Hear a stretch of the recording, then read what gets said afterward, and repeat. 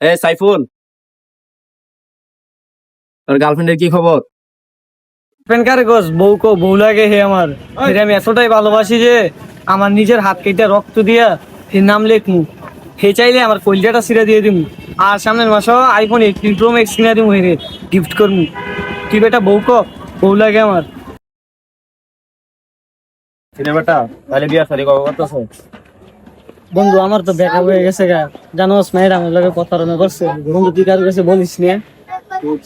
তুই থাক। বন্ধু একটা খুশির খবর আছে। বন্ধু কি খুশির খবর?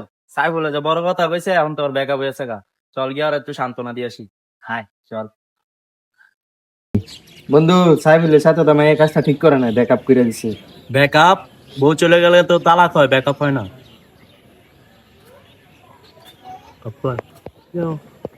বন্ধু আমার কিছু টাকা দিতে পারবি? টাকা দিয়ে কি করবি?